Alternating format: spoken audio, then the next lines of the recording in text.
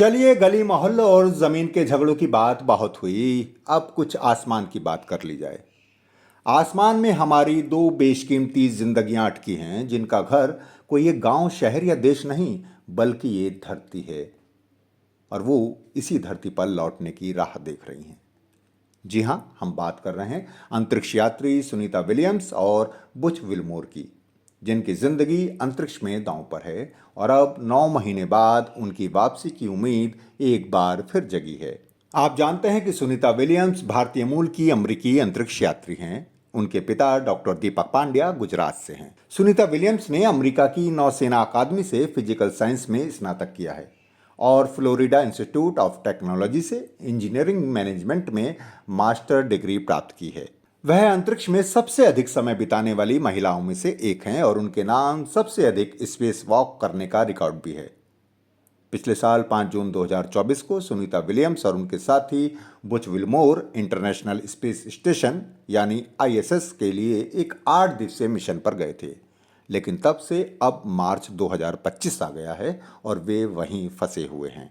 आप पूछ सकते हैं कि ये दोनों वहां क्यों गए या भेजे गए थे। तो इस मिशन का मुख्य उद्देश्य आईएसएस पर वैज्ञानिक रिसर्च और टेक्नोलॉजी संबंधी प्रयोग करना था। इसमें आगामी अंतरिक्ष यात्राओं के लिए महत्वपूर्ण डेटा जुटाने का काम था, जो भविष्य के मंगल और चंद्रमा अभियानों को सुरक्षित और सफल बनाने में सहायक हो सकते हैं। लेकिन हर बार वापसी में कोई ना कोई अड़चन आ गई। वजह, उनके वापसी यान बोइंग स्टार लाइनर में तकनीकी खामियां पाई गईं, जिससे उनकी वापसी में देरी हुई। इन खामियों के कारण स्टार लाइनर को बिना क्रू के वापस बुलाना पड़ा और सुनीता और विल्मोर को आईएसएस पर रहना पड़ा। तब से 9 महीने बीत गए हैं।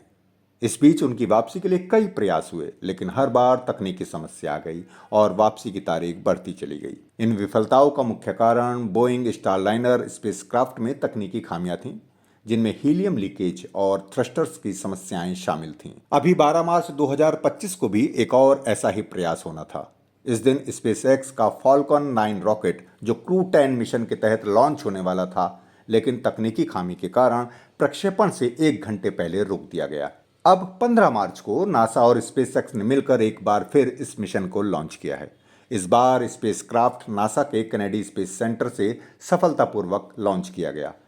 यह स्पेसक्राफ्ट 4 नए अंतरिक्ष यात्रियों को लेकर आईएसएस पर पहुंचा है, जो सुनीता और विल्मोर की जगह लेंगे ताकि वे पृथ्वी पर लौट सकें। यदि सब कुछ योजना के अनुसार होता है तो सुनीता विलियम्स और बुच विल्मोर 19 मार्च तक पृथ्वी पर लौट सकते हैं।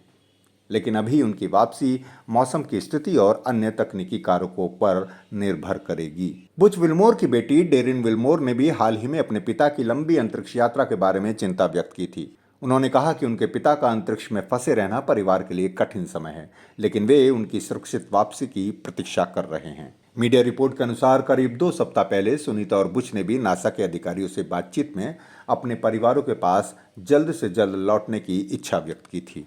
हालांकि वापसी के बाद भी चुनौतियां कम नहीं हैं। अंतरिक्ष में 9 महीने बिताने के बाद पृथ्वी के गुरुत्वाकर्षण के साथ पुनः तालमेल बैठाना सुनीता और विल्मोर के लिए आसान नहीं होगा। फिर भी हम कहेंगे कि सुनीता विलियम्स और बुच विल्मोर ने अंतरिक्ष में इतने लंबे समय फंसे रहने पर भी काफ़ी मजबूती दिखाई है, जो हम सब के लिए प्रेरणा का विषय है। उन्होंने अंतरिक्ष में क्रिसमस और नए साल का जश्न मनाया और पृथ्वी पर सभी को शुभकामनाएं भेजी। अब पृथ्वी उनका इंतजार कर रही है। यह मिशन महत्वपूर्ण है, लेकिन इस मिशन ने भविष्य के अंतरिक्ष अभियानों के लिए कई सबक दिए हैं, विशेषकर अंतरिक्षयान की विश्वसनीयता और आपातकालीन प्रबंधन के संदर्भ में। इसे और बेहतर बनाना होगा और बहुत सूझबूझ के साथ मानव मिशन भेजने होंगे, क्योंकि कल्पना चावला का उदाहरण हमारे सामने है। वे भी भारतीय अमेरिकी अंतरिक्ष यात्री और वैज्ञानिक थीं। वे अंतरिक्ष में जाने वाली भारतीय मूल की पहली महिला थीं। कल्पना चावला ने 2 बार अंतरिक्ष यात्रा की थी। 2003 में दूसरी यात्रा के दौरान पृथ्वी पर लौटते समय उनका कोलंबिया अंतरिक्षयान वायुमंडल में प्रवेश करते ही टूटकर बिखर गया था। इस हादसे में कल्पना चावला सहित सभी 7 अंतरिक्ष यात्रियों की मौत हो गई थी। कोई भी भारतीय पृथ्वीवासी इस तरह की दुर्घटना की पुनरावृत्ति नहीं चाहेगा। जब सुनीता और बुच के लौटने की तारीख तय हो गई है, हम इस मौके पर उस बुरी याद को भी याद नहीं करना चाहते।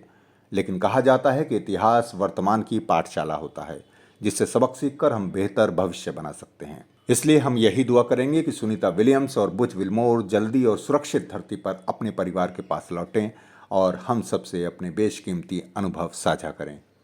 बेबाक भाषा की रिपोर्ट।